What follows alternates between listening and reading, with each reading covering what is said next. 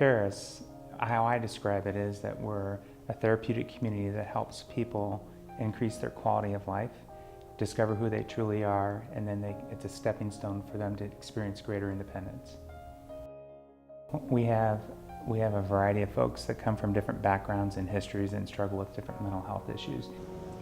I've spent multiple years in mental institutions, probably altogether 5 years or so.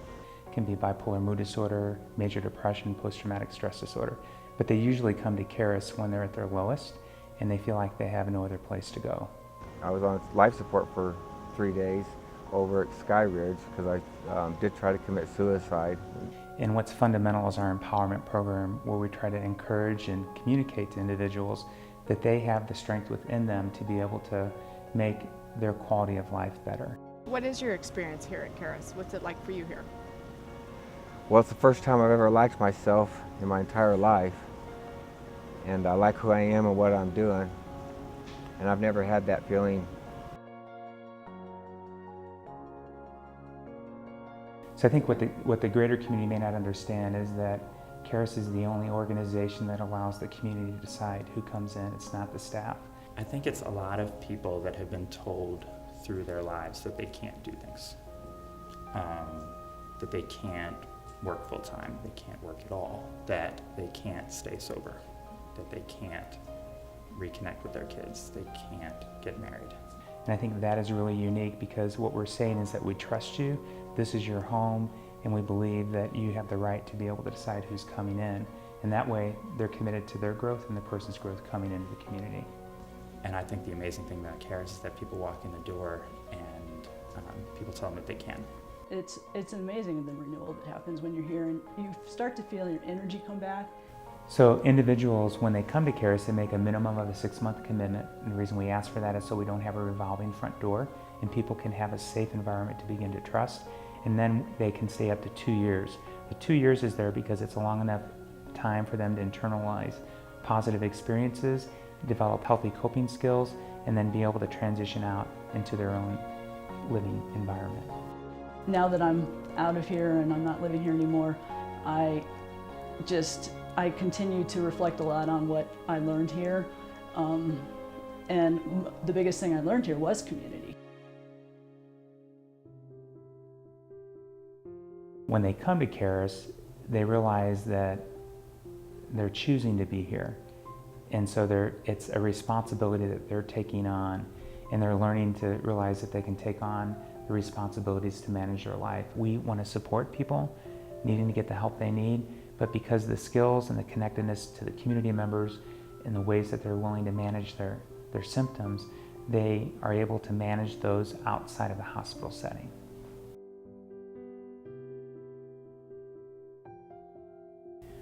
What we did here, it was amazing. So what we did is we had to raise $1.1 million in 9 months. They started gutting walls. We have all new electrical, we have all new plumbing, we have an updated heating system, we have a gorgeous brand new kitchen, we have functional updated bathrooms. Coming into the new building has been wonderful. It's so clean, it's changed so much. I feel like that it has made this a warmer, more inviting home for individuals, and I think what it has done, it has also communicated to the community that you matter, you hold value, and that you deserve to live in a nice environment that's clean and that is home-like and is enjoyable. I think it's much more of a home, and that's really what they strive to create for people when they're here as a home. I've had probably half a dozen 8 people come up and tell me just that their worth has increased because they have a nice home to live in and that people did this for them, which indicated that they do have value. They are worthwhile. They're not a throwaway person, that they do have meaning. And it's almost like a blessing, even having something that come up like this where it's a safe and cleaner environment. Something that happened this week is that I had someone that wrote me a note, and she indicated that she was grateful